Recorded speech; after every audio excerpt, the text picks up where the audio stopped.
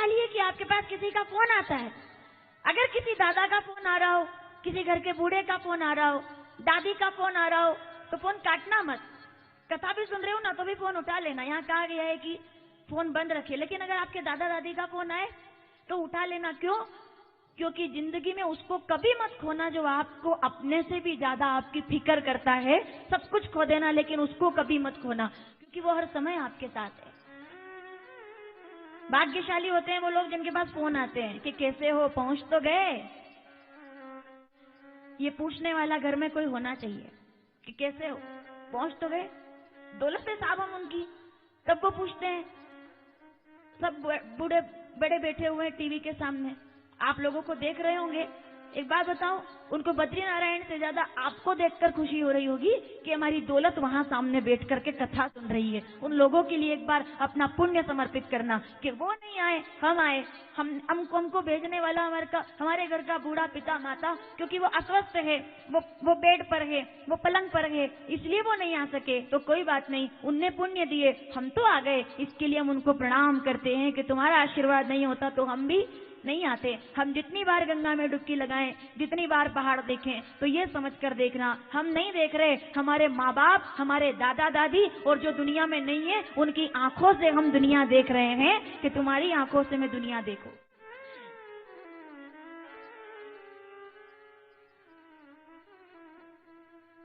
तुमने जिससे खुद को देखा हम वो एक नजरिया थे। बूढ़ों के लिए मेरी एक बात, एक लाइन, माँ बाप की बात नहीं कर रही हूँ, बूढ़ों की बात कर रही हूँ कि तुमने जिससे खुद को देखा, तुमने जिससे खुद को देखा, हम वो एक नजरिया थे। घर का बूढ़ा, तुमने, थोड़ा सा देखो शब्द समझोगे तो अच्छा लगेगा, मुझे भी थोड़ा उलझा हुआ है लेकिन सुनना।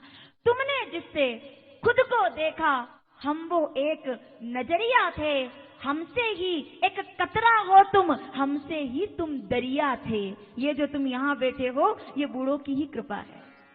हमसे ही एक कतरा हो तुम, इतने से जब कभी गोद में आए होंगे, और आज जो बड़े होकर के बद्री विशाल आ गए हो, हमसे ही तुम दरिया थे। जिससे तुमने खुद को देखा, हम वो एक नजरिया थे, हमसे ही एक कतरा हो तुम, हमसे ही तुम दरिया थे। यही तो बात है, यही तो बात है जो मैं यहाँ तक लेकर के आई है। राजा परीक्षित को याद आ गया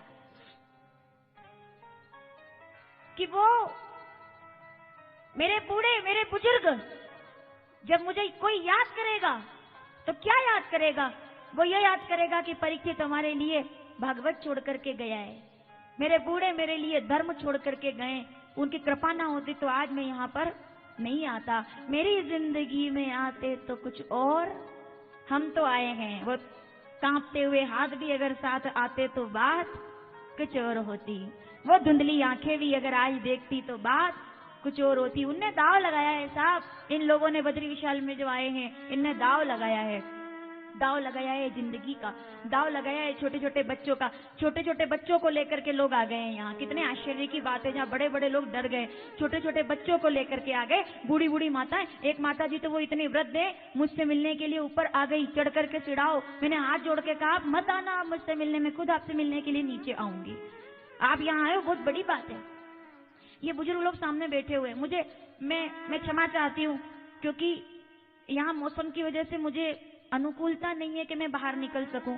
थोड़ी सी भी कुछ होगा तो मुझे गले में या तबीयत का डर रहता है, इसलिए मैं नीचे नहीं उतर करके आ पा रही, वरना मैंने कल एक थोड़ा सा राउंड लगाया था कि कहाँ लोग भोजन कर रहे हैं। मुझे अच्छा लगता है बुजुर्गों के साथ बैठना, मुझे अच्छा लगता है बूढ़ों के साथ भी, ये मेरी व्यक्तिगत, इसमें मेरा कोई वो, इसलिए मैं कथा कर रही हूँ या संत हूँ, ऐसी कोई गलतफहमी मुझे नहीं है कि मैं कोई संत हूँ या पंडित हूँ या विद्वान हूँ, बिल्कुल नहीं।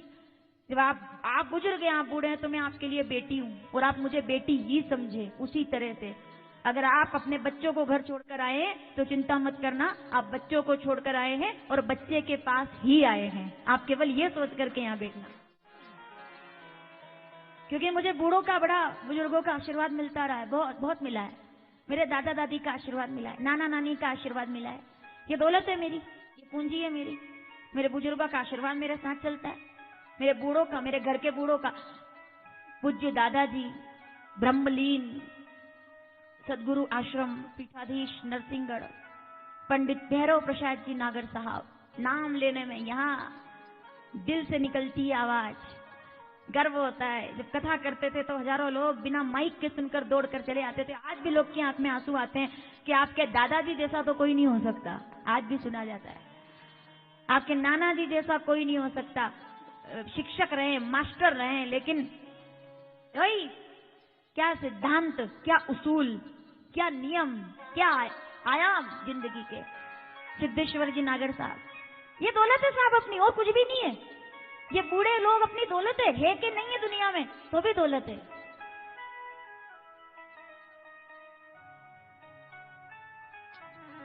तुम्हें देखता हूं, किसको किसको देखता हूं? वो जो बूढ़े बैठे हुए नीचे। तुम्हें देखता हूं तो लगता है ऐसे कि सदियों से जैसे तुम्हें चाहता। तुम्हें देखता, घर के अंदर बूढ़ों की तस्वीर क्यों लगाई जाती है? तुम्हें देख, बड़ा प्यारा गीत है साहब। तुम्हें देखता हूं तो लगता है ऐसे सदियों से जैसे तुम्हें चाहता। अगर तुम हो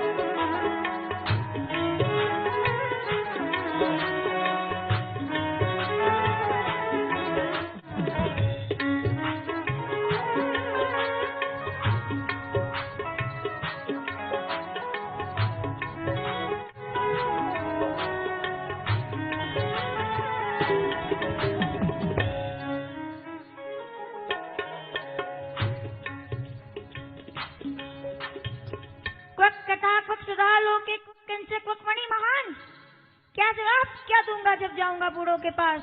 क्या छोड़कर आए हो? तब कहूंगा आप मुकुट छोड़कर आए थे, मैं लोगों के लिए भागवत की गंगा छोड़कर आया हूँ कि जब जब भी लोग सुनेंगे बहुसागर से पार हो जाएंगे। लघु निन्यानी जातानी गौर वेणे दम महत्तदा ऋषि गणा सर्वे विस्मयम परमम ययु। कथा धन्य हो गई। वो कथा जो शुकताल से बही, जो शुकताल से चली और शुकताल से चल करके आज डगर डगर पहुंच गई। मेरा निवेदन आप लोगों से केवल यही है, दुनिया में आगाज याद नहीं रखा जाता, अंजाम याद रखा जाता है। प्रारंभ याद नहीं रखा जाता, पूर्णता याद रखी जाती है। शुरुआत याद नहीं रखी जाती, मंजिल याद रखी जाती है। राजा परीक्षित ने कहा, गुरुदेव मेरा उद्धार कर दीजिए, आपके सिवा मेरा कोई नहीं है, मैं कथा सुनने के लिए आया हूँ। मैं 7 दिन तक भागवत की चर्चा सुनना चाहता हूँ, क्योंकि सत्संग के बिना तो जगत में कुछ भी मिलने वाला बड़े भाग पाइब सत्संगा। रामचरितमानस उत्तरकांड 32वां दोहा 4थी चौपाई। कितनी बार इस चौपाई को पढ़ा है। बिना ही प्रयास होई वो बंगा। मैं कथा सुनना चाहता हूँ। ये तो ठीक है, आज तकलीफ आई है तो आएगी तकलीफ, तो कोई बात नहीं है, लेकिन मैं कथा सुनना चाहता हूँ। बेवजह न दिल पे बोझ भारी रखिए, सुखदेव जी कहते हैं। लिख लेना ये 4 लाइन, यहां से लेकर के जाना, रिकॉर्ड कर लेना, याद कर लेना, रट लेना। बेवजह सुखदेव जी कहते हैं, परीक्षित अब तुम बैठ जाओ सामने, मैं तुम्हें भागवत का चिंतन तुम्हारे सामने रख रहा हूं। बेवजह बेवजह बेवजह ना दिल पे बोझ भारी रखिए। जिंदगी जंग है तो ये जंग जारी रखिए। कैसे भी लड़ना है तुम्हें लड़ना है। कितना जिया इसकी ना गिनती कीजिए, कितने दिन जिए। वो ऊपर देखो, कितने दिन कितने साल, 788 से 820 ईस्वी। कितने दिन जिए आदि गुरु शंकराचार्य जी महाराज, कितने दिन जिए इसकी ना गिनती कीजिए, कैसे जिए बस इसकी शुमारी रखिए कि कैसे जिए हो।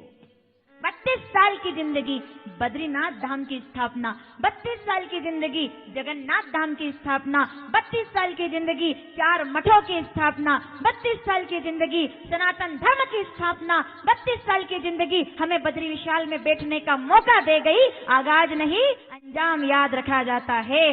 केरल से चले याद नहीं रखा जाएगा, बद्रीनाथ में पहुंचे याद ये रखा जाएगा। 788 से 820, 32 साल की जिंदगी एक जगत गुरु की। 100 साल के नहीं थे वो, 4 आंख वाले नहीं थे, 4 हाथ वाले नहीं थे, 10 पैर वाले नहीं थे, 10 दिमाग वाले भी नहीं थे। वही शरीर आपका भी और मेरा भी, लेकिन उनका आगाज कुछ भी हो, लेकिन उनका अंजाम बद्रीनाथ धाम होना था। इसलिए हम लोग यहाँ पर बैठे हुए हैं। आगाज नहीं अंजाम महान बनाता है। सुखदेव जी कहते हैं राजन मैं तुम्हें कथा सुनाऊंगा। राजा बैठ गए थे, मैं सुनना चाहता हूँ गुरुदेव, बस कृपा कर दो, ऐसी कृपा कर दो कि इसके सिवा आप कुछ नजर ना आए, मैं जिधर देखूं मुझे मेरा सांवरा ही दिखाई दे। तो सुखदेव जी महाराज कहते हैं धन्य हो तुम, बैठो मैं तुम्हें भाग बोलिए श्रीमद् भागवत महा। सुखदेव बाबा की, गंगा मैया, जगत गुरु शंकराचार्य महाराज, चारों धाम, सत्य सनातन धर्म की। बैठ गया राजा हाथ जोड़कर। देवता कहते हैं अमृत पियोगे? राजा जी कहते हैं आपने पिया? बोले बिल्कुल पिया। तो जो आपने पी लिया उसे मुझे देने आए हो, इसका मतलब इससे ऊपर भी कोई चीज है। बोले इससे ऊपर कथा है। तो बोले फिर चल दो, सौदा बड़ा सस्ता है। I am not able to do it.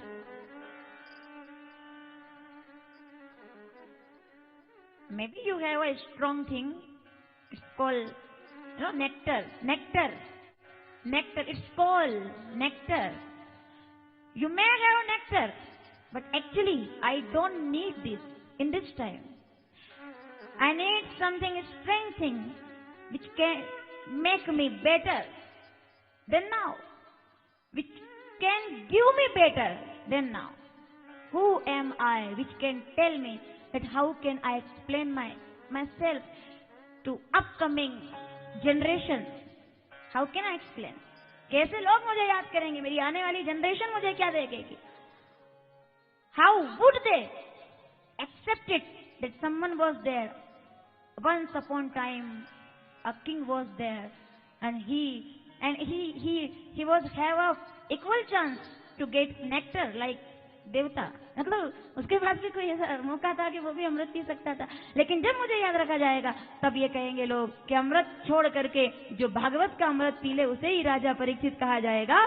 4 धाम हो, दुनिया हो, कहीं हो, परीक्षित को सबसे पहले याद किया जाएगा, क्योंकि वो आने वाली पीढ़ी के लिए स्वर्ग का अमृत नहीं स्वर्ग की कथा छोड़ करके गया है। ऐसे परीक्षित को मैं अपनी पीढ़ियों के साथ प्रणाम करती हूँ कि राजा होते।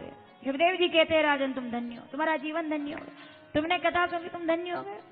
क्या तुम तो वैसे ही धन्य हो गए भाई। गंगा बह रही है, राजा जी बैठे हुए हैं, सुखदेव जी बैठे, आज फिर गंगा बह रही है, फिर गंगा बह रही है, गंगा बह रही है। अरे इसमें कहां बह रही है गंगा? उधर से आवाज आने दो, बंद करो इसको, आवाज बाहर से आनी, बुरा संगीत बंद होगा। यहाँ तो जरूरत ही नहीं है कि अब तो पेड़ में गंगा बहे। थोड़ा सा आंख बंद करेंगे तो उधर से ही गंगा की आवाज आ जाएगी, अलकनंदा बह रही है।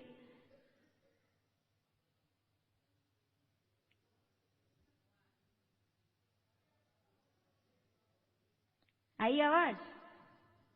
किसको आई? हाथ खड़े करा जरूर। नहीं, जिनको नहीं आई उनके लिए फिर पेट बजवाना पड़ेगा। नहीं मतलब फिर यूं कहते कि हमको तो आई नहीं, हमको देखो गंगा बह रही। थोड़ा शांत हो जाओ, टीवी पर जो लोग देखेंगे उनको भी दिखाई भी देगा और सुनाई भी देगा।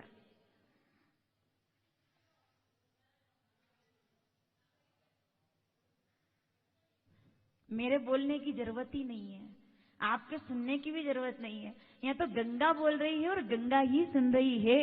यहाँ किसी को बोलने की, गंगा मैया की, हर हर गंगे, अलकनंदा महारानी की, मंदाकिनी की, भागीरथी की। यहाँ से वहां तक प्रयाग ही प्रयाग, देव प्रयाग, कर्ण प्रयाग, सोन प्रयाग, समझ नहीं आता कौन सा प्रयाग किधर है, पता ही नहीं चलता कौन से प्रयाग में डुबकी लगे, कौन से प्रयाग में निकले, समझ नहीं आता। तीर्थ साहब उत्तराखंड की भूमि को प्रणाम हमारा। गंगा मैया और बैठ गए राजा परीक्षित गंगा के तट पर सुखदेव जी की शरणों में। और जब बैठे आनंद हो गया, सब प्रसन्न हैं, सुन रहे हैं कथा, सब साधु संत महात्मा बैठे, राजा बैठे, हम कथा सुनना चाहते हैं, हम सत्संग सुनना चाहते हैं। और जब उसकी कृपा हो जाए तो फिर उससे ज्यादा और किसी चीज की जरूरत नहीं पड़ती। बाबा जी क्या कहते, बाबा जी ने तो कहा, ये कथा जो सुन लेगा गंगा की, विमल कथा हरिपद दायिनी, होई भगति सुनो न पाइनी। हम पर कृपा ऐसी हो जाए जो कृपा गंगा पर हुई, बह रही है, हम भी बहे गंगा के साथ। ये जो कुछ भी हो रहा है वो सब तुम्हारी कृपा से हो रहा है। ये मेरा आपकी कृपा से सब काम हो रहा है, करते हो तुम कन्हैया। सब हो रहा है, कोई नहीं कर रहा, सब करने वाला भगवान है। ना हम आए ना हम लाए, सब करने वाला। मेरा आपकी रास्ते साफ हो रहे हैं, आने वाले आ रहे हैं, पहाड़ अपना काम कर रहे हैं, नदियां अपना काम कर रही है, लेकिन हम तो मेरा आपकी सब काम, मेरा आपकी कृपा से सब काम हो, प्रभु आपकी दया सब काम करते हो तुम, मेरा नाम हो रहा है, करते मेरा नाम हो, प्रभु आपकी आराम हो, प्रभु आपकी कृपा से आराम हो। मैं तो नहीं हूँ काबिल, तेरा पार कैसे पाऊं, मैं तो नहीं हूँ। 100 मीटर की दूरी पर एक तरफ ठंडा पानी, एक तरफ क्या चमत्कार, वैज्ञानिक भी हार गए, कहां से आ रहा है? आपने पता लगाया कहां से आ रहा है? कहां से आ रहा है? भगवान के चरणों से आ रहा है। और कहां से आ रहा है? ये तो सब पूछेंगे कहां से आ रहा है? चरणों से आ रहा है। मैं तो नहीं हूं काबिल, तेरा पार कैसे पाऊं, टूटी हुई वाणी से गुणगान कैसे करता नहीं मैं कुछ भी, करता नहीं मैं कुछ भी, मेरा नाम हो हरि आपकी दया से सब काम। गाएंगे क्या?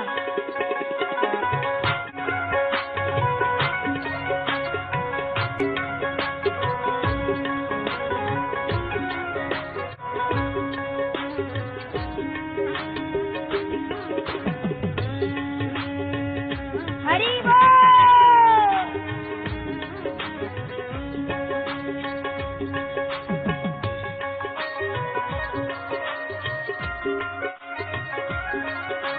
मेरा आपकी कृपा से सब काम हो रहा है, मेरा आपकी कृपा से सब काम हो रहा है, मेरा आपकी कृपा से सब धाम हो रहा है, मेरा आपकी कृपा से सब काम हो रहा है, करते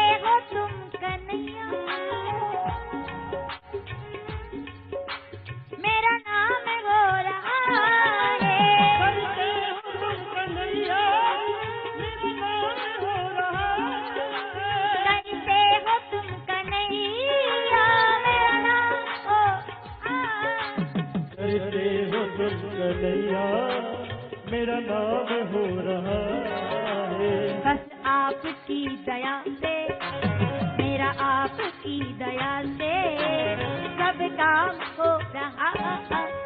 मेरा आपकी कृपा से सब काम हो रहा है।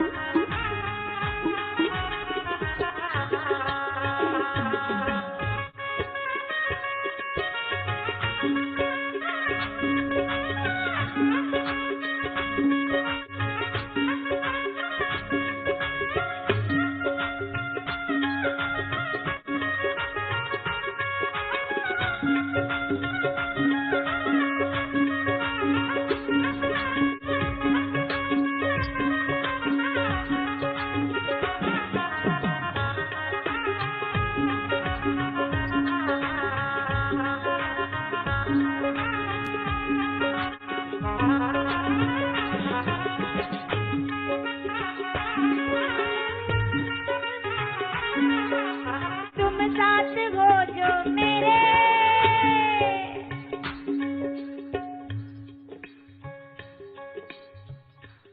मेरा मुझ में कुछ नहीं, मेरा मुझ में कुछ नहीं। हे कन्हैया, मेरा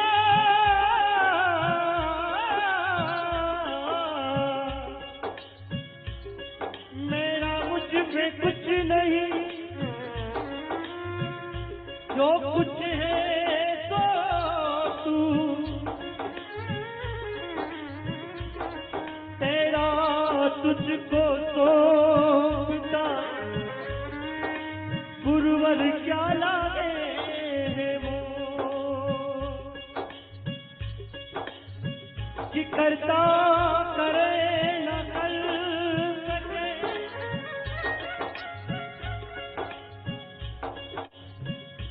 गुरु करे सब हो, सात जीत नवखंड में और गुरु से बड़ा हो। शाम का काला बदन और शाम घटा से काला, शाम के चलते ही गजब कर गया मुरली वाला।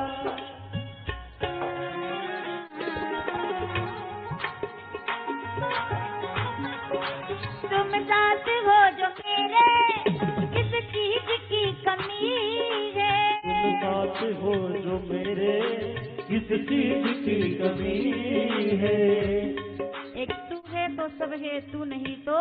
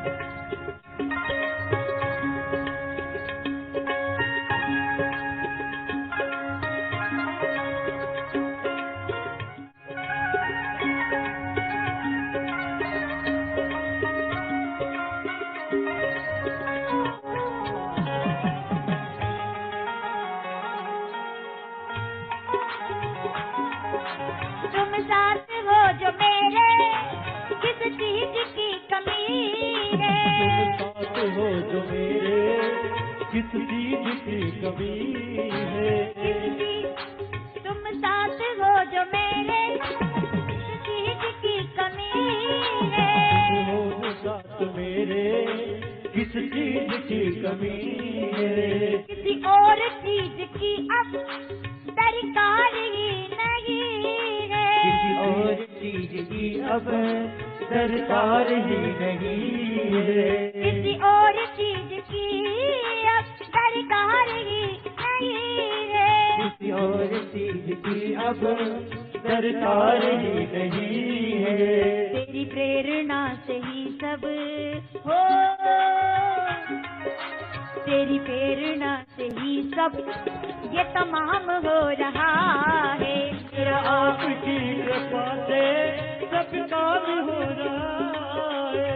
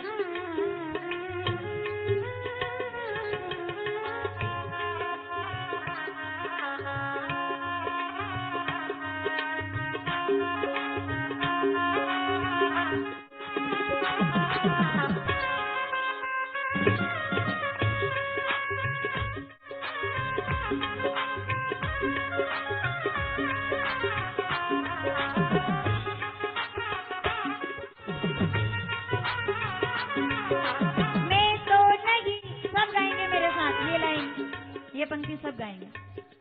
मैं तो नहीं हूँ काबिल, तेरा पहाड़ कैसे पाऊं। मैं तो नहीं हूँ काबिल, तेरा पार कैसे पाऊं। मैं तो नहीं हूँ काबिल, तेरा पहाड़ कैसे पाऊं। मैं तो नहीं हूँ काबिल, तेरा पार कैसे पाऊं। टूटी हुई वाणी से गुणगान कैसे गाऊं।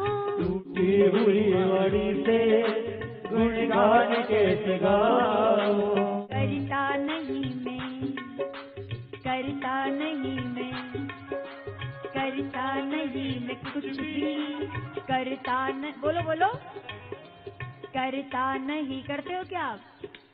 कौन कर रहा है सब? यहाँ तो एक पात्र गर्म पानी करने के लिए हीटर लगाना पड़ता है, इधर तो कुदरत का हीटर लगा हुआ है, बंद ही नहीं होता है। आप देखो तो सही कितना बड़ा चमत्कार। यहाँ 25,000 रुपए की टंकी लगाओगे तब जाकर के 4-5 दिन गर्म पानी हो पाएगा, ये बात है। 50,000 का पैसा लगाओगे तब जाकर के गर्म पानी, यहाँ घर में हीटर गीजर सब लगाओगे तो माँ भगवान ने फ्री में हीटर गीजर लगा रखा है। एक बार तो प्रणाम करो उसको कि तूने कितनी टंकियां लगाई होगी, उसने कितना ध्यान रखा अपना। अरे भाई, लोग कह देंगे कि शंकराचार्य जी महाराज तो 4 धाम में इतनी दूर बद्रीनाथ धाम स्थापित कर दिए, लोग कैसे जाएंगे, ठंड में क्या होगा। अरे यहाँ तक लाने वाले गुरुदेव थे, यहाँ बचाने वाले नारायण बैठे हुए हैं कि तुम लोगों को लेकर तो आओ, गर्म पानी का इंतजाम मैं कर दूंगा। लोग ठंडे में भी नहाएंगे। और क्या चमत्कार है साहब। जो लोग अभी तक जिंदगी में बद्री विशाल नहीं आए हैं, जिनको मौका नहीं मिल पाया है, मेरी बात सुन। अभी मौसम साफ हो जाएगा 10-15 दिन के बाद, सितंबर में। मैं तो हर साल दशहरे के एक दिन बाद आती हूँ, पहली बार हम इस मौसम में आए। हर साल दशहरे के एक दिन बाद आती हूँ मैं, हर साल। हम क्या आते हैं मतलब वो बुला लेता है। सबसे बेहतरीन समय है, जितने लोग टीवी पर कथा देख रहे हैं, इस बार तो छुट्टियां बहुत होगी। दशहरे से दिवाली तक की छुट्टी हो गई है अब। इस बार बिना टेंशन, बिना संकोच, आप तो बिल्कुल मेरी जिम्मेदारी पर। इस बार दशहरे के एक दिन बाद सामान पैक करो, कुछ मत करो, बद्री विशाल आ जाओ खाली, बस आपका जीवन धन्य हो जाए। एक बार तो देखो कुदरत आपके लिए बह रहा है, ये सब, ये झरने बह रहे हैं, ये पहाड़ भगवान ने अपने लिए बनाया। अरे देखो भाई, वो चकाचौंध में कुछ नहीं रखा है, बड़े बड़े एलोजन में कुछ नहीं रखा है, यहाँ फिर कहूंगी मैं, कुछ नहीं रखा शहरों की भीड़ भाड़ में, कुछ दिन तो आके बिताओ यहाँ पहाड़ों में। यहाँ आकर के देखो, मजा आएगा, आनंद आएगा। तो तुम साथ हो जो मेरे, किस चीज की कमी, हो जो साथ मेरे, किस चीज की कमी है। तुम साथ हो जो मेरे, किस चीज की कमी है। साथ हो जो मेरे, किस चीज की कमी है। किसी और चीज की अब वहाँ रास्ते पर तो मिठाई मिलती है, सस्ती वाली मिल जाएगी, है ना।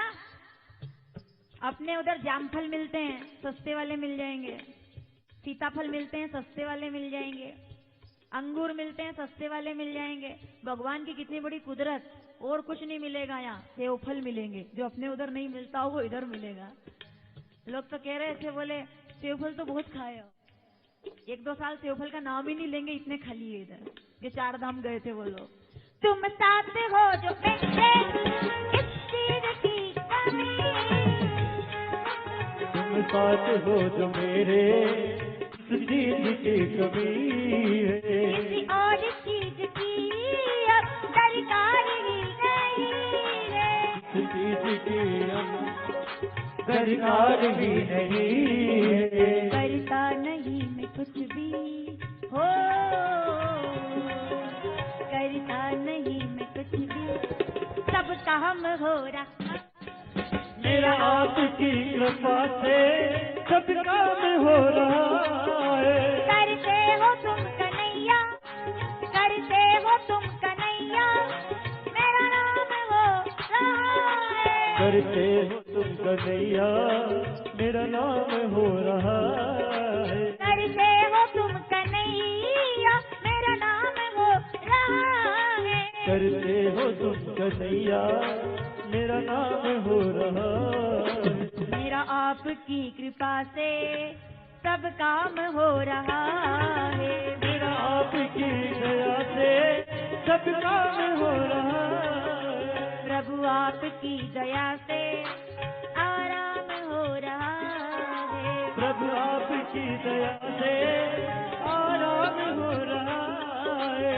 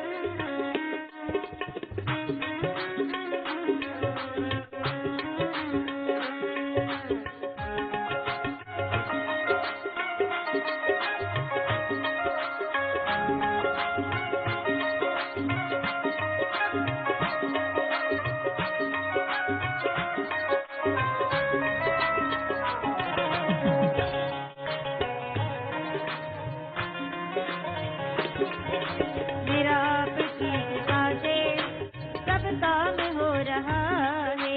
मेरा आपकी कृपा से सब काम हो रहा है। सब काम हो रहा है। सब काम हो रहा है। आराम हो रहा है। समान हो रहा है।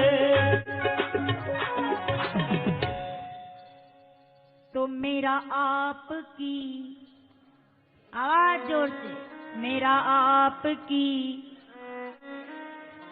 सब काम हो प्रभु आपकी दया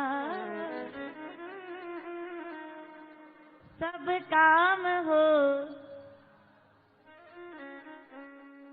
करता नहीं मैं कुछ भी, मेरा नाम हो रहा है। प्रभु आपकी दया से सब काम हो, प्रभु आपकी सब धाम। चार हो गए पूरे अपने तो, छुट्टी। जगन्नाथ धाम में कथा कर ली, रामेश्वरम धाम में चले गए थे, और कहाँ गए थे? द्वारिका धाम में गए थे, 14 में ही चले गए थे वहां तो। और अब बचा था सब धाम हो गया, धाम हो गए सब। अब पुरियां बची हुई है, सप्तेता मोक्षदायी का, वो तो मैं आपको अपना वो बता रही हूँ मंजिल। 4 धाम हो गए, 7 पुरी बाकी है। तो पुरी, द्वारावती, और पुरियों में भी अवंतिका, मथुरा, माया, काशी, कांची, अवंतिका, पुरी, द्वारावती, चेव, सप्तेता मोक्षदायी का। इसमें भी आधे तो हो गए, आधे बाकी है। तो आधे बाकी है तो हम भी तो बाकी हैं, तभी तो चल रहा है जीवन, चलते रहेंगे। मैंने तो कहा तेरा दरो मेरा सरो, ये तमाशा उम्र भरो, चलता रहेगा ये काम। तो भाई राजा परीक्षित बैठ गए सुखदेव जी के सामने कथा रसपान करने के लिए। लघुन्यानि जातानि गौरवेणी दम तदा ऋषिगणा सर्वे विस्मयं परमं ययु। मैं तुम्हें कथा काल ब्याल मुखग्रास त्राशनेनाश हेतवे श्रीमद् भागवती वार्ता कलोकीरेण भाषितम। मैं तुम्हें कथा सुनाने जा रहा हूं जिस कथा से मत कथावाचकम विष्णु पुराण, स्कंद पुराण, ब्रह्म वैवर्त पुराण, सबका एकमात्र सार पद्म पुराण, ब्रह्मा और सब कुछ जहां लिखा हुआ एक सार। मत कथा वाचकम नित्यम मत कथा श्रवणे रतम मत कथा प्रीति मनसम ना हम तक्षयामी तम नरम। मैं छोड़ते ही नहीं उसको जो एक बार मेरी कथा सुन लेता है, चाहोगे तो भी नहीं छूटोगे। उसके नजर में आ गए अब बस।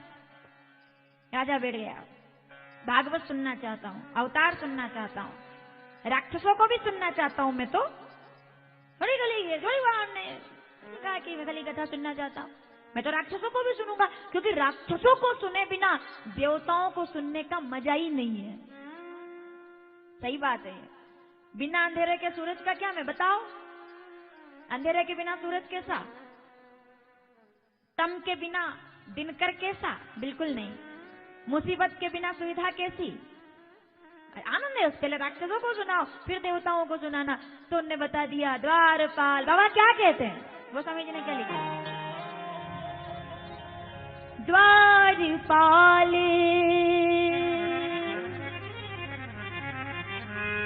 हरि के प्रिय दो, जय और विजय जानी सब को। जय विजय को सनकादिक महात्माओं का श्राप। जाओ राक्षस हो जाओ। हिरणाक्ष हिरण्य कश्यप बनकर आए साहब। तृतीय स्कंद में जब हम कथा का प्रारंभ करते तो अवतारों की कथा सुनाई जाती है, चतुर्थ स्कंद में कथा सुनाई जाती है, पंचम 6, 7, 8 तक 9 तक हमको पहुंचना है। तो प्रथम स्कंद से जब प्रारंभ हुई सभी यात्राएं, सब कथाओं को सुनाना प्रारंभ किया। सर्वप्रथम वराह भगवान के अवतरण की कथा को श्रवण कराया। ये जय और विजय, ये हिरणाक्ष हिरण्य कश्यप बनकर। आप सभी लोगों ने कथा सुन रखी है, लेकिन क्रम हम नहीं छोड़ेंगे, छू करके सबको और निकल जाएंगे हम लोग। हिरणाक्ष हिरण्य कश्यप आए कहा, कश्यप जी मुनि की 2 पत्नियां दिति और अदिति। तो अदिति के घर देवताओं का प्राकट्य होता है और देवी दिति के घर राक्षस प्रकट हुए, क्योंकि असमय गर्भ धारण किया। असमय संध्या काल में गर्भ धारण किया तो राक्षस आए। बहुत पुरानी परंपरा है साहब गर्भ धारण की, बहुत पुरानी। गर्भ काल में जैसा चिंतन होगा आने वाली पीढ़ी और संतान भी वैसे गुणों को लेकर आएगी ही आएगी।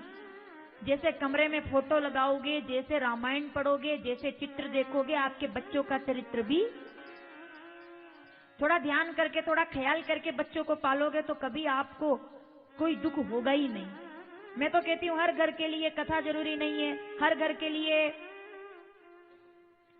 लिए मंदिर में ही जाना जरूरी नहीं है, धर्म ही जरूरी नहीं है। हर घर के लिए सबसे पहले चुनौती अगर कोई है, मैं ठीक बोलूं तो समर्थन करना, कुछ जरूरी नहीं, संस्कार सबसे ज्यादा जरूरी है। संस्कार विदेश में बैठे हुए बच्चे को भी तिलक लगाना सिखा सकते हैं, और संस्कार नहीं है तो पंडित का लड़का भी आपको शराब के ठेके पर नजर आ सकता है। ये बात कहने में कोई अतिशयोक्ति नहीं है। विद्वान का लड़का, ब्राह्मण का बेटा, आप बिना प्रमाण के बोल सकती हूँ क्या मैं? बिल्कुल नहीं। पढ़ लो भागवत में, पहले ही तो कथा सुन ली अपन ने। नहीं तो धुंधकारी की बात ही क्यों होती? एक पंडित के घर में धुंधकारी का क्या काम? संस्कार की बात है। और एक राक्षस के घर में प्रहलाद का क्या काम? संस्कार की बात है। कयाधु नारायण नारायण बोले, मैं इस बारे में आपसे आगे चर्चा करूंगी। सप्तम स्कंद में कथा आती है, लेकिन प्रहलाद को मैं आज नहीं सुनाऊंगी, हम आगे सुनेंगे। संस्कार की बात चलेगी तो प्रहलाद याद आएगा, संस्कार की बात नहीं चलेगी तो धुंधकारी याद आएगा। तो गर्भ समय में जब असमय गर्भ धारण किया दिति ने, हिरणाक्ष हिरण्यकश्यप आ गए। कश्यप जी ने कहा था ये समय नहीं है गर्भ धारण का, लेकिन राक्षस आए। इधर परेशान, तब क्या होगा, बड़े दुखी। तब वराह भगवान प्रकट होकर के आए, क्योंकि हिरणाक्ष ने धरती को छुपा दिया था पाताल में। तो वराह भगवान, बोलिए वराह भगवान की। धरती को डाड़ों पर रखकर सुरक्षित किया, हिरणाक्ष का वध किया। आगे बढ़ते हैं तृतीय स्कंद में। कपिल भगवान का अवतरण। ऋषि करदम मां देवहूति के घर 9 कन्या प्रकट हुई। वो महात्मा की 9 कन्याएं, और जब 9 कन्याओं के बाद साक्षात नारायण प्रकट हुए तो कपिल भगवान का प्रागट्य हुआ, जिन्होंने माता देवहूति को सांख्य योग का दर्शन दिया और गति प्रदान की। चतुर्थ स्कंद में बाबा भोलेनाथ और दक्ष के बीच में कुछ सती का प्राण त्याग, मां पार्वती का भगवान के चरणों में ध्यान, ये कथा सुनाई गई। 5 साल के बच्चे ध्रुव की कथा सुनाई गई। पंचम स्कंद में जड़ भरत के मोह की कथा सुनाई गई। लेकिन हम आगे बढ़ेंगे, क्योंकि मैं आज आपको केवल किसी मनुष्य की, किसी साधु की, किसी संत की, किसी महात्मा की कथा नहीं सुनाना चाहती हूँ, वो हमने बहुत बार सुनी है। आज कथा सुनेंगे किसी ऐसे जीव की जिसका नाम तो मुझे नहीं पता, नाम तो आप मुझे बताओगे कि मैं किसकी बात करने वाली हूँ। सप्तम स्कंद में आगे बढ़े, यहाँ तक हमने पंचम स्कंद में जड़ भरत की कथा को सुना। भागवत अनंत है, जितना सुनेंगे हरि अनंत, हरि कथा अनंता। जड़ भरत मोह में उलझे, मोह की बात आगे करेंगे। अब स्वागत है बद्री विशाल धाम मंदिर प्रांगण से हमारे बीच हमारे पंडित जी पधारे हैं। मैं हमारे सम्माननीय विनय गुरु जी का बहुत बहुत स्वागत करती हूँ। हमें दर्शन कराने वाले भैया, भगवान को मनाओ नहीं मनाओ, इनको पहले मनाओ, क्योंकि पहुंचाने वाले यही है वहां तक। ये नहीं होंगे तो भगवान भी नहीं मिलेगा, धक्के खाते रहेंगे वहां, एक धक्के में अंदर एक में बाहर। तो अपना तो ऐसा, तो भाई बात ये, जड़ भरत की कथा सुनाई। भरत जैसे ऋषि को मोह हो गया, भैया सावधान, इधर भरत जैसे महात्मा को मोह हो गया हिरण के बच्चे में। समय कम रह गया, इसलिए इसको मैं थोड़ा आगे बढ़ा रही हूँ, क्योंकि मुझे अष्टम स्कंद तक पहुंचना है। मोह हो गया हिरण के बच्चे में, तो उलझ गए मोह में, और मोह सकल व्याधिन कर मूला। 120 दोहा 15वीं चौपाई उत्तरकांड रामचरितमानस 15वां अध्याय 5वां श्लोक गीता। निर्माण मोहा जित संग दोषा आध्यात्म नित्या विनिवृत्त कामा। मोह हो गया भरत जी को, तो हिरण के बच्चे में हिरण बन गए। फिर ब्राह्मण के घर भरत बन करके आए तो राजा रघुगण को ज्ञान दे दिया, क्योंकि शरीर बदला लेकिन ज्ञान कभी नहीं मिटता। ब्रह्मांड में ज्ञान हमेशा बना रहता है, बस उसे जागृत करना पड़ता है। ज्ञान और वैराग्य सबका सोया हुआ है, उसे जगाने वाला कोई होना चाहिए। आगे बढ़े, पुरंजन अजामिल की कथा सुनाई। अजामिल ने अपराध किए और जब 10वें बेटे का नाम नारायण रख दिया तो नारायण तो नहीं आया, पर नारायण के पार्षद आ गए कि चलो हो गई तुम्हारी मुक्ति। तो मोक्ष हुआ अजामिल का। पुरंजन की कथा श्रवण कराई। कथा आगे बढ़ती है। समुद्र मंथन की कथाएं सुनाई गई। अमृत पान करने के बाद भी जब देवता लोग हार गए तो वामन भगवान का प्रागट्य। बोलिए वामन भगवान की। सुनाया हमने कथा। बटुक पधारे और बलि से 3 पग भूमि का दान मांग लिया और कहा कि भाई मैं 3 पग भूमि, तो कहा कि ले लो महाराज। तो 1 पग पद पाताल शीस धामा अपर लोक अंग अंग विश्रामा। जैसे ही शीस पर तीसरा पैर रखा तो पाताल में पहुंचा दिया, बलि पर कृपा कर दी। सब कथाएं बहुत व्यवस्थित और बड़ी आनंद वाली है। हमने हर कथा एक एक धाम में सुनी है, इसलिए मैं आगे बढ़ रही हूँ। अब हम कथा सुनने जा रहे हैं। कैसे मुझे जो सबसे प्यारी कथा लगती है कि क्या अद्भुत, जरूरी नहीं है कि जिंदगी का ज्ञान केवल एक पंडित ही करा सकता है, एक विद्वान ही करा सकता है, एक साधु ही करा सकता है, एक संत ही करा सकता है। अरे तालाब में खेलने वाला, याद करो कौन सी कथा आ रही है। मुझे अच्छी लगती है कथा, याद है क्या? मेरा भगवान केवल क्या विद्वानों का ही मोक्ष करता है? क्या केवल पंडितों का ही मोक्ष करेगा? क्या ज्ञानियों का ही मोक्ष करेगा? एक तालाब के अंदर बड़ी सी काया लेकर के एक जीव उतरा है।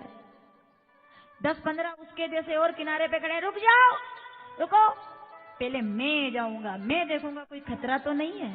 मुखिया मुख सो, घर वही व्यवस्थित चलते हैं जिनका मुखिया स्ट्रांग होता है। जिस घर, ये बात तो मैंने इतनी बार सुन रखी है कि मतलब मुझे याद ही हो गई ये बात कि मुखिया अच्छा होना चाहिए, मुखिया अच्छा होना चाहिए। मतलब बहुत बार सुना मैंने ये। अब वो कहाँ सुना, वो राज की बात है, थोड़ा घर का मामला है, ये मैं नहीं बता सकती हूँ। नहीं यहाँ से बता दूं मैं ऐसा कि हमारी माता जी ऐसा कहती है कि, तो अच्छी बात नहीं लगती है।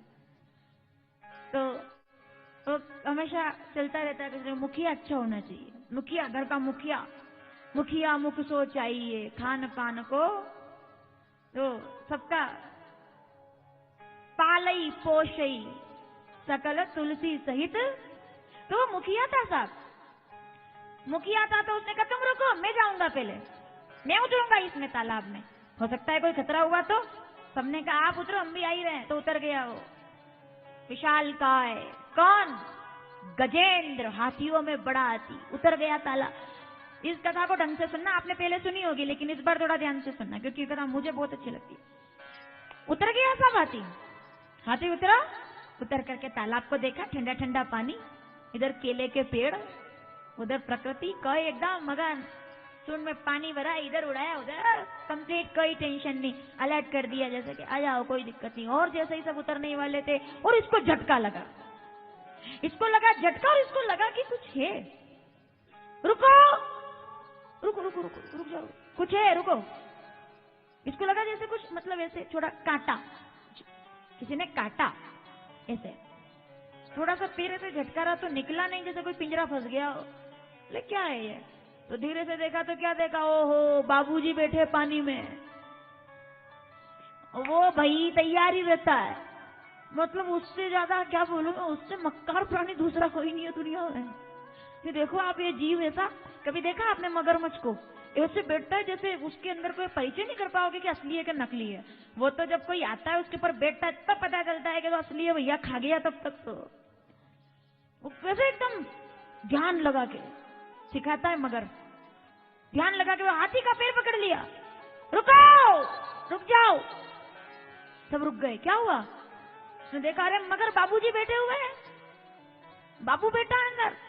हाथी ने कहा रुको, सब रुक गए। जैसे मगर को देखा ना तो हाथी हंसा, सावधान अब गिनती करना। हाथी, अब आप देखेंगे हाथी कहाँ हंसा है, आपको गिनती करनी है कि कहाँ वो हंसा और कब कब हंसा। 3 बार हंसेगा हाथी, 3 बार का कैलकुलेशन मैं आपसे पूछूंगी कि कब कब हंसा, रात को जब सवाल होंगे, इसलिए लिख लेना। 3 बार हंसा है हाथी। पहली बार मगर को देख के और हंसा, हंस करके मजाक उड़ाई, तू पागल है, पैर छोड़, झटका रहा है, पैर छोड़। मगर ने कहा क्यों क्यों छोड़ू पैर, मेरा शरीर नहीं देखा क्या, मैं इतना बड़ा, तेरा ये जो मुख है ये इतना, मेरे को खा सकता है क्या तू? घबराया नहीं वो हाथी? हाँ नहीं घबराया, 1 मिनट भी। उसको देख के वो तो हंसा, अरे पागल है तू, अरे अंदर तीसरा चौथा पैर कहीं रखा गया तो चटनी बन जाएगी, हट जा। जानता नहीं है तुम्हें, राजा हूं जंगल का। शेर भी हाथी के सामने साहब आता है क्या? हाथी अगर पागल हो रहा हो तो शेर दूर से नमस्कार करता, बोले आज तुम राजा, मैं तो जंगल का राजा हूं, तुम तो महाराजा गजराज। शेर ही दूर रहता, बोले इनके सामने मत। अभी वीडियो आते रहते ना शेर, वो हाथी जब गाड़ियां सब कि भाई पागल हाथी के सामने मत जा, जंगल का राजा हूं मैं, पैर छोड़। खुद के शरीर पर अभिमान। देहाभिमान पाशेन चिरो असि पुत्र का, अष्टावक्र गीता पहला अध्याय 14वां श्लोक। देहाभिमान पाशेन बधो असि चिरो पुत्र का, बड़ी काया है मेरी, चटनी बन जाएगी तेरी। मगर ने झटका देके फंसा ना हाथी, छोड़ मुझे, तू छोटा है, मेरा शरीर बड़ा है। शरीर का अभिमान, शरीर का अभिमान, घमंड।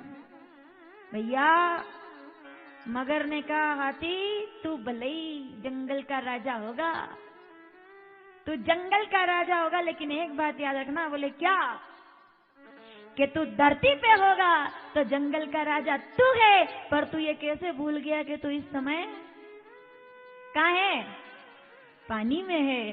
तू जंगल का राजा होगा, पानी का राजा तो मैं हूं। मैं छोड़ने वाला नहीं हूं, मैं पानी का राजा। जिसे मैं की हवा लगी, जिसे जिसे जिसे जिसे मैं की हवा लगी, व्यर्थ का घमंड मनुष्य को बर्बाद कर देता है। बेकार का अहंकार। यूं कुछ लोगों का होता है ऐसा। और आपको एक देखो, बताना मत किसी को, और टीवी पर भी लोग देख रहे हैं, आप भी मत बताना हो, इसका वीडियो मत बनाना। आप बना लेते हो, जवाब मेरे को देना पड़ता है। एक बात बताऊं मैं आपको, जिस इंसान के पास पूर्वजों की दौलत होगी ना, उसको फर्क नहीं पड़ेगा। सबसे ज्यादा फर्क, अगर मैं ठीक बोलूं तो, मतलब किसको बोलते, कड़क दिल से मेरा समर्थन कर देना पूरे स्वाभिमान के साथ। किसको फर्क पड़ता है? किसी को पूर्वजों की दौलत मिल रखी होगी ना, उसको फर्क नहीं पड़ेगा।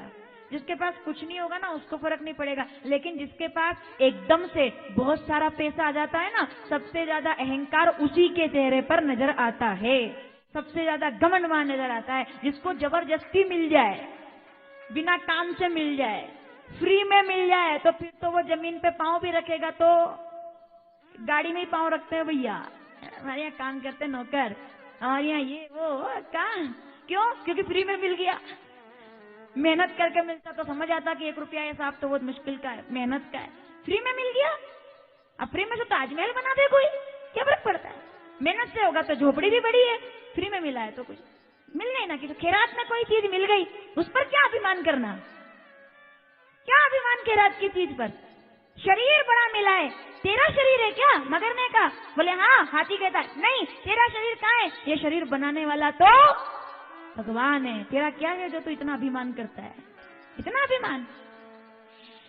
जिसे मैं की हवा लगी, ठीक बोलूं तो समर्थन देना।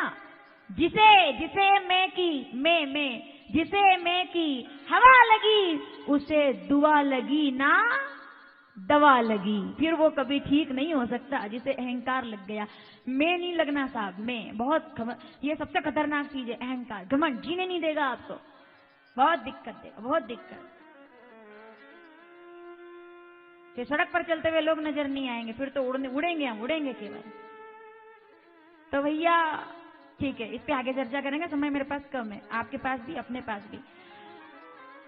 मेरा शरीर बड़ा है, देहाभिमान पास है ना, मेरा शरीर बड़ा है। मगर ने कहा शरीर बड़ा है तो पैर छुड़ा ले। पहली बार हंसा हाथी का, शरीर बड़ा देखा, हंसा। मगर ने एक झटका दिया और हाथी धड़ाम पानी के अंदर, उसका पहला घमंड टूट गया कि इतना बड़ा शरीर भी पानी में मेरे काम का। क्या हो गया? एक मगर ने मेरे को गिरा दिया। ओहो, उसको झटका तो लगा साहब। बोले क्या मतलब, इतना बड़ा शरीर, मेरा शरीर ही मेरे काम नहीं आया, शरीर ही मेरे काम नहीं आया, क्या शरीर रहा फिर ये? तो उसको झटका लगा, तो मगर ने फिर जोर से पैर पकड़ा। तो अब क्या किया हाथी ने? रोया क्या वो? 3 बार हंसना बाकी है अभी, तो अभी कहाँ रोया? रोया तो है ही नहीं। दूसरी बार हंसा, क्यों? मगर ने कहा अब तो तू मरा, अब याद कर ले जिसको करना हो। तो हाथी हंसा, बोले अरे बाबू तेरे को मालूम नहीं है। बोले क्या? कि ये तो मैं अकेला हूं, मेरे जैसे 10 और किनारे पर खड़े हुए हैं, मुझे चिंता करने की जरूरत अभी मेरे भाई बंधु सब दौड़ के आएंगे, तेरी चटनी बना देंगे, फिर तेरे से पूछूंगा अभिमान किसका। पहली बार किसके ऊपर हंसा? खुद के ऊपर कि मैं बड़ा हूँ। दूसरी बार परिवार को देख के गर्व में आ गया वो एकदम, ये बड़े बड़े हाथी मेरे जैसे दुगने दुगने हाथी खड़े हुए, मेरे को बचा ले जाएंगे, मेरा परिवार, वो मेरा भाई, वो मेरा बंधु, वो भतीजा, वो ये वो दुनिया भर के नाते रिश्ते जो भी आपके सब वहां किनारे पर खड़े हुए, सब आ जाएंगे। भी 15 हाथी खड़े हुए, क्या तेरा प्राण बचेगा? तेरे पास आखिरी मौका है, तू तू तू जानता नहीं है, तू जानता नहीं है, छोड़ दे मेरा पैर वरना मारा जाएगा। मगर ने कहा मैं तो जानता हूं लेकिन तुम नहीं जानते हो। बोले क्या? कि अगर है ताकत तो बुलाओ जो बाहर खड़े हुए हैं। हाथी ने आवाज लगाई, आ जाओ सब, खतरा है। मगर ने पैर पकड़ लिया है। जैसे ही सबने सुना खतरा खतरा खतरा, सबके पैर बढ़ गए।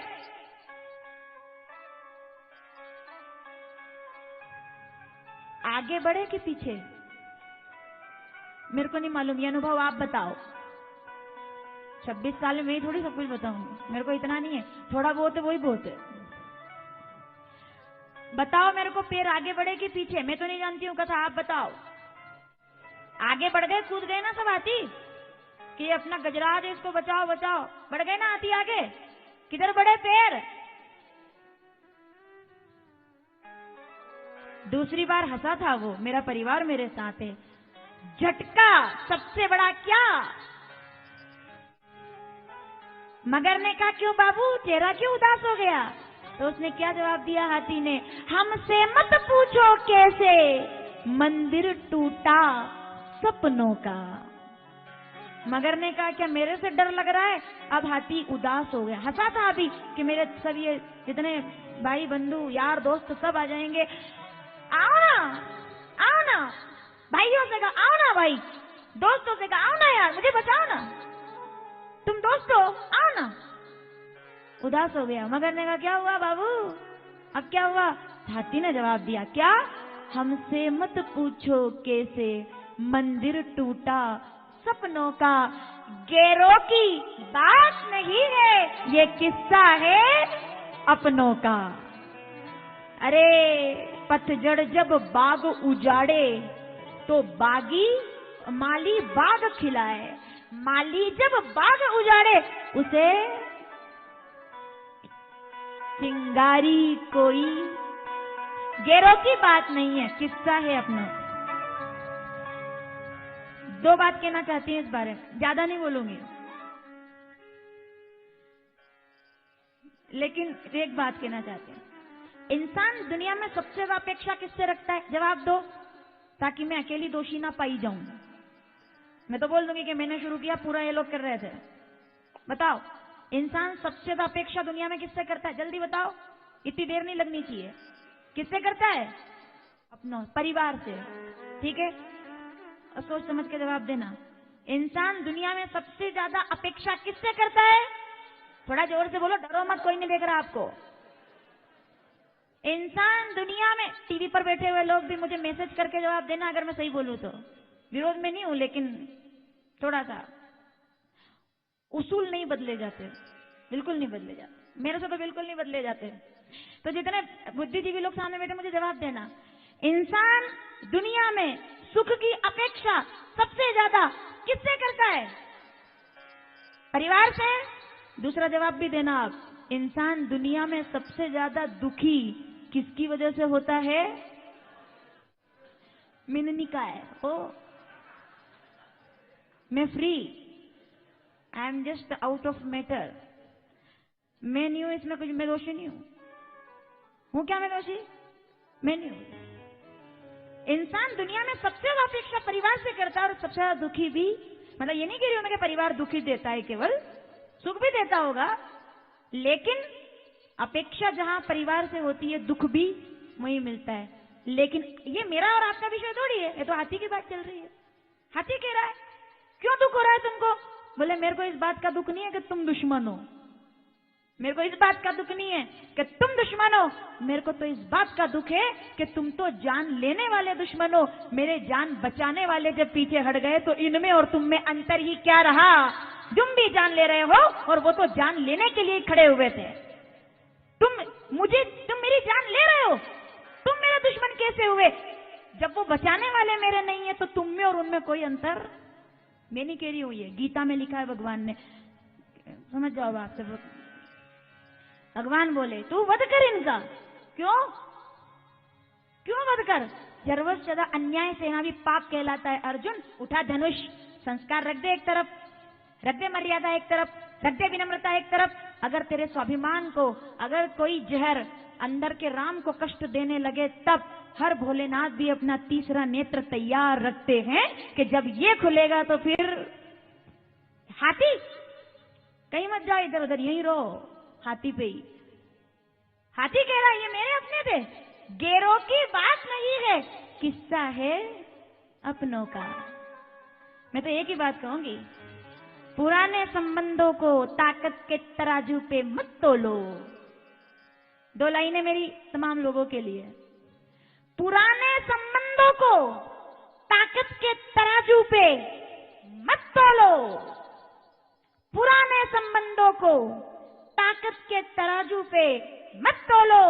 ये भावनाओं की तुरपाई है, षड्यंत्रों से मत खोलो। ये टूट जाएगा, परिवार बिखर जाएगा। षड्यंत्र से अगर खुलेगी, केची से अगर कटेगी तो खुलेगी। गांठ धीरे धीरे खोलो, सब ठीक होगा। रहीमन धागा प्रेम का मत तोड़ो, टूटे तो फिर जुड़े गांठ वो तो रहेगी। हाथी कहता है ये तुम थोड़ी मेरे दुश्मन हो। आज दुश्मन तो ये है जो अब तक दोस्त थे, आज वो देखो सब भाग गए जोड़ के, एक हाथी नहीं बचा हुआ। तो हाथी ने कहा क्यों रे, तुम क्यों भाग रहे हो? तुम तो हाथी हो 10-10, ये तो अकेला मगर है। तो हाथियों ने क्या जवाब दिया कि दादा भाई तुम अकेले उतरे थे, उसने पैर पकड़ा, इसकी क्या गारंटी है कि वहां उसके जैसे और नहीं होंगे? हम भी उतरे और एक के बाद एक सबका लंच डिनर हो गया तो हम नहीं आ रहे। अब हाथी को लगा कि बस अब कुछ नहीं बचा, वो डूबने लगा। अब वो मृत्यु से नहीं डूब रहा था, अपेक्षा से डूब रहा था कि ये मेरे काम नहीं आए। तुम्हारी जब जरूरत थी तब तुम काम नहीं आए। ये मेरे परिवार के लोगों, इतने बड़े बड़ा शरीर लेकर के तुम वहां पर खड़े रह गए, ये मगर के सामने मुझे हरा दिया तुमने। अरे मत कूदते, कोशिश तो करते कि हम आएंगे, दिलासा तो देते, तो डूबने से पहले डूबता नहीं। अब वो डूब गया, इतनी सी सूंड बाहर रह गई और वो डूब गया। मगर ने कहा देखा बाबू, न शरीर काम आया न परिवार काम आया, अब तो मृत्यु दरवाजे पर है। हाथी ने कहा हाँ भैया अब मैं मरने वाला हूँ। और तब वो डूब रहा था, तभी पानी के अंदर डूबते डूबते उसने कमल देखा जो बंद था। सूर्योदय होने लगा, सुबह होने लगी तो कमल खिला, और जैसे ही खिला उसके अंदर से एक भौरा बनना था बाहर आया। भौरे को देखा तो हाथी ने कहा क्यों भाई तू कैसे, ये क्या? उसने कहा 2 दिन से बंद था, ये कमल खिला ही नहीं। आज प्राण जाने वाले थे और तभी सूर्य उदय हो गया, किरण पड़ गई, ये कमल खिल गया और मुझे भगवान ने बचा लिया। मुझे किसने? भौरा क्या बोला? मुझे भगवान ने बचा। एक बार इतना सुना और हाथी तीसरी बार फिर हंसा, फिर हंसा, फिर हंसा। 2 बार नहीं 3 बार। पहली बार किसके ऊपर? क्षितिजल पावक गगन, रामचरितमानस किष्किंधा कांड 10वां दोहा, दूसरी चौपाई। क्षितिजल पावक गगन, पहली बार किसके ऊपर हंसा? शरीर पे। दूसरी बार किस पे हंसा? परिवार पे, के मेरा परिवार, रामचरितमानस। मैं और मेरा मोह, मैं और मेरा मोह, ये मेरे, ये मेरा, ये सब। और तब तीसरी बार हंसा। मगर ने कहा अब क्यों हंस रहा है? अब तो मरने वाला, पागल तो नहीं हो गया? पागल तो नहीं हो गया तो अब क्यों हंस रहा है? हाँ हो सकता है मृत्यु आ गई सामने तो पागल हो गया। हाथी ने कहा रे पागल तो अब था, होश में तो अब आया हूं। बोले क्यों? बोले शरीर साथ नहीं दिया जिसको अपना माना, परिवार साथ नहीं दिया जिसको अपना माना, घर संसार साथ नहीं दिया जिसको अपना माना। अरे जो इस कमल के अंदर से सूरज की रोशनी की किरण डाल करके और एक भौरे को बचा सकता है, क्या वो भगवान मुझे नहीं बचाएगा? रक्षा करो, पाहि माम हे हरि। आओ रक्षा करो, रक्षा करो, रक्षा करो। उस कमल के फूल को तोड़ा, कहा ना तो मेरे पास ज्ञान है, न योग है, न वैराग्य है, न किताबें हैं, न ग्रंथ है, न पुराण है। मैं कमल का फूल तुम्हारे चरणों में अर्पित करता हूँ। जैसे कमल को हाथ में रखते हो वैसे मुझे भक्त को भी अपने हाथ में गए शरण प्रभु राख्यो सब अपराध। बोलिए नारायण भगवान की। हरि हरि हरि। कहते हैं हा कहा तब तक भगवान बैकुंठ में थे, री कहा तब तक तो गरुड़ पर बैठ करके तालाब किनारे आए। चक्र चला, मगर की गर्दन अलग और गजेंद्र तालाब से बाहर निकल करके स्तुति करने लगा। बोलिए नारायण भगवान की। मगर उद्धार, हाथी ने स्तुति की और कहा भगवान वास्तव में एक बात तो सब लोग कहते हैं कि आप टेढ़े हो, आज आपने बता भी दिया। बोले स्तुति मैंने करी, प्रार्थना मैंने करी, बुलाया मैंने, खून मेरे पैर में निकला, तड़पा मैं, परेशान में हुआ। और एक बात बताओ, अगर किसी की गर्दन सुदर्शन से कट जाए तो क्या होता है? मोक्ष, अस्त्र है। भैया सुनो, एक तो समय इतना, मतलब सुनो पहले, भगवान नारायण को अस्त्र किस जगह मिला बताओ? सुदर्शन किसने दिया? भगवान ने। जो बताएगा जल्दी, थोड़ा सा जल्दी बताओ, जल्दी 2 मिनट का समय, जल्दी बताओ किसने दिया? भगवान विष्णु के हाथ में जो सुदर्शन है, कन्हैया के हाथ में सुदर्शन है, किससे मिला नारायण भगवान को सुदर्शन? किसने दिया बताओ? बाबा भोलेनाथ ने दिया। अस्त्र है सुदर्शन, अस्त्र है। अस्त्र और शस्त्र में सबसे बड़ा अंतर क्या है? शस्त्र जब चलता है तो लौट कर कभी नहीं आता, सुदर्शन जब भी चलता है तो वापस लौट करके भगवान के पास ही आता है। भोलेनाथ ने ये अस्त्र दिया भगवान नारायण को, और कहा और कहीं भी नहीं, यही बद्री विशाल धाम में ही भगवान को सुदर्शन चक्र प्राप्त हुआ है कि जिससे इसका उद्धार कर दोगे उसे वैकुंठ प्राप्त हो जाएगा। बोलिए शंकर भगवान की। ये मैंने संक्षेप में सुनाया है, पूरा इसको आगे करूंगी, अभी तो केवल बता दिया, बात हो गई। तो वो सुदर्शन चला। हाथी ने कहा मेरे तो कंप्लेंट है आपके साथ। बोले क्या? कि मैंने बुलाया और गर्दन उसकी काट दी, मेरे से पहले वो वैकुंठ पहुंच के हंस रहा है। बोले क्यों?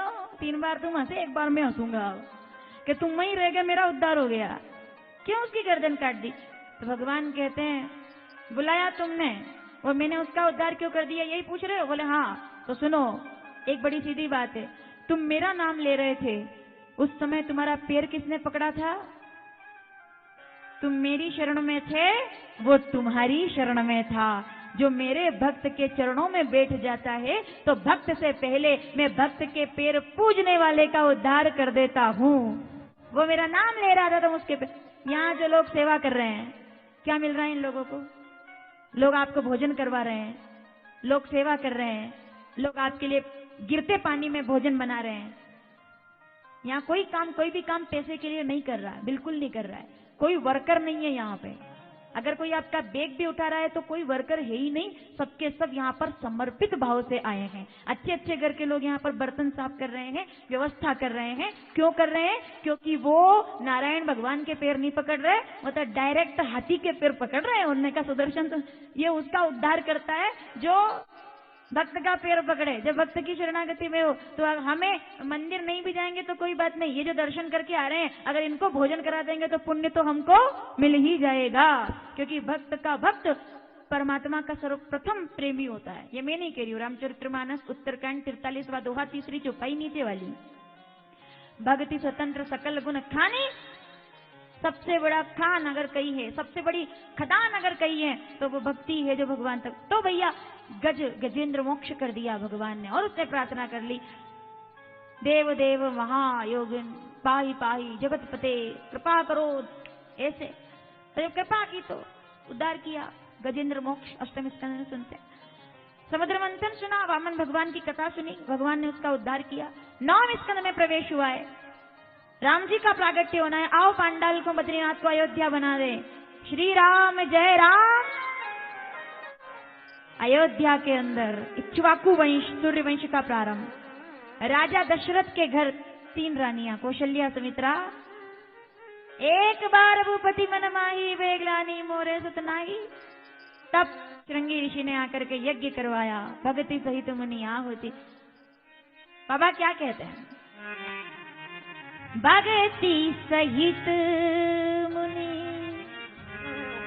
आहुति दीन, प्रगटे अग्नि चारु कर तीनों रानियों ने पायस का पान किया, गर्भ धारण किया। 9 माह बीते, अष्टमी तिथि बीत गई और तिथि आ गई नवमी तिथि। आसमान से फूल बरसने लगे, सरयू कलकल बहने लगी, गाय रमाने लगी, देवता पुकारने लगे, संत गाने लगे। और नवमी तिथि मध्याह्न 12 बजे माँ कौशल्या के रंग महल में साक्षात चतुर्भुजनाथ भगवान प्रकट होकर के आ गए। बोलिए नारायण भगवान की। भय प्रगति कृपाला कौशल्या हर्षित मुनि मन हारी अद्भुत रूप भूषण बनमाला नयन विशाला। क्या शोभा सिंह दुई कर जोरी अस्तुति तोरी। मैं समर्थ नहीं हूँ, बालक हो जाओ, सुनी वचन सुजाना, रोदन ठाना हुई बालक। भगवान बालक हो गए और जो रोए हैं साहब, जो रोए हैं। बधाई हो पुत्र जन्म की।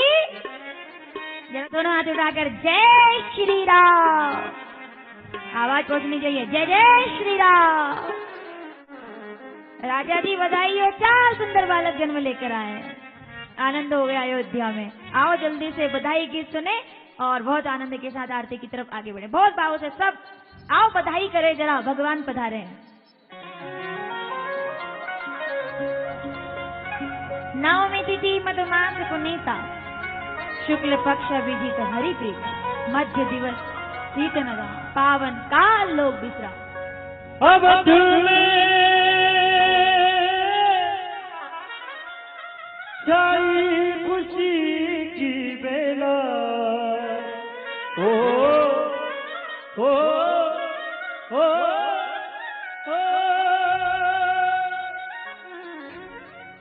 अवध में छाई खुशी की बेला। लगा है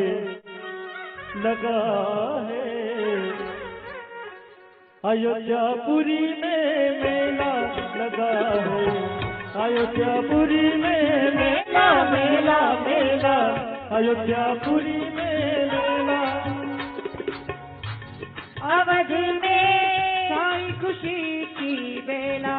अवध में छाई खुशी की बेला लगा है। अयोध्यापुरी में मेला मेला मेला। अयोध्यापुरी में मेला मेला मेला। अयोध्यापुरी में मेला।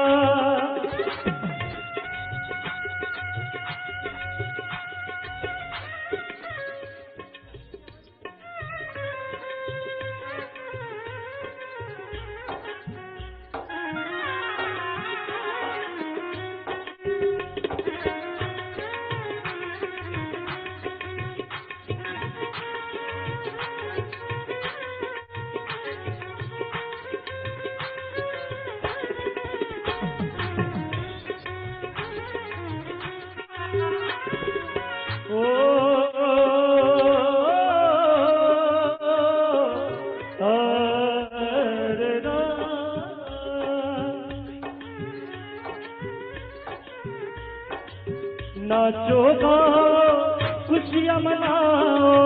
नाचो गाओ खुशियाँ मनाओ। नाचो गाओ खुशियाँ मनाओ।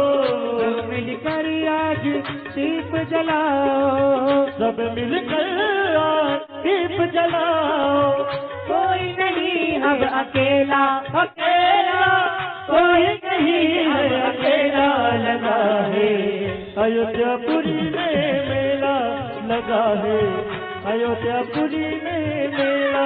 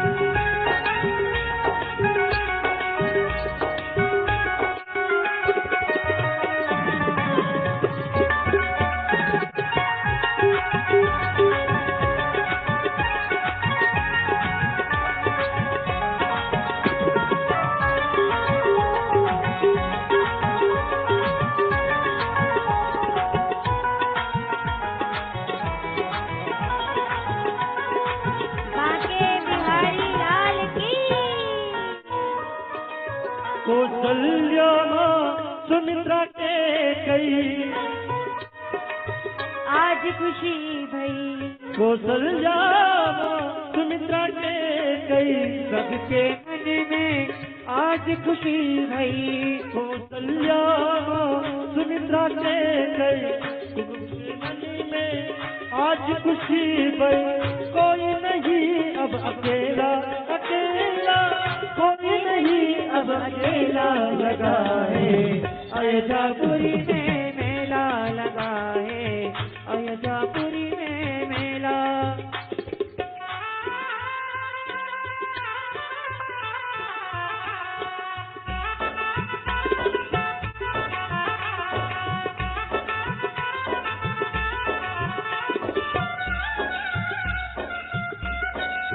ओ कन्हैया, कन्हैया, कन्हैया, ओ तोरी मुरली की तान सुना दे।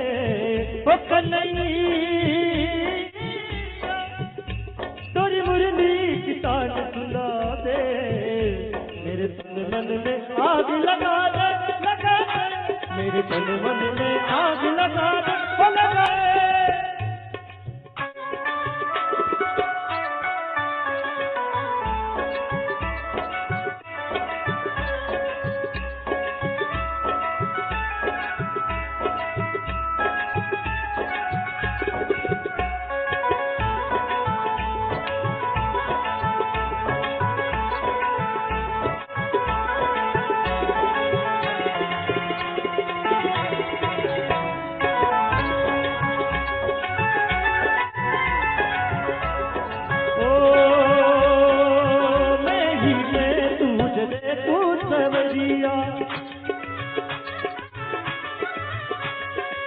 देखना कोई दूजी नजरिया, देखना कोई दूजी गुजरिया, देखना कोई दूजी गुजरिया, देखना कोई दूजी नजरिया। मुरली बजैया रात रचैया, कदर धरैया रात रचैया। ओ कन्हैया, ओ कन्हैया, कन्हैया, तोरी मुरली की तान सुना दे। मेरे तन मन में आग लगा दे, लगा दे।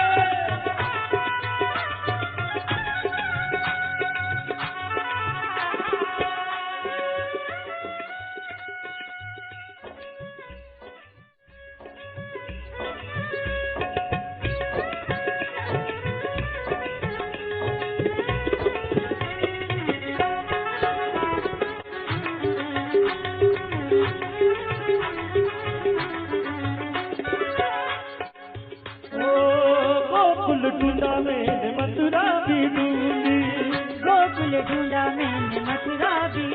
गोकुल गोकुल गोकुल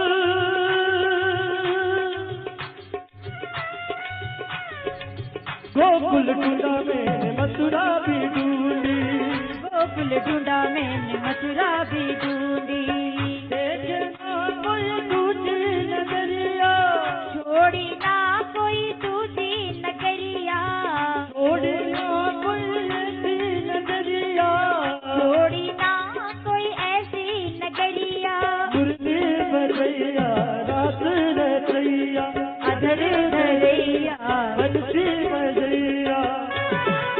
ओ कन्हैया, ओ कन्हैया, कन्हैया, ओ कन्हैया, तोरी मुरली की तान सुना। मेरे तन मन में आग लगा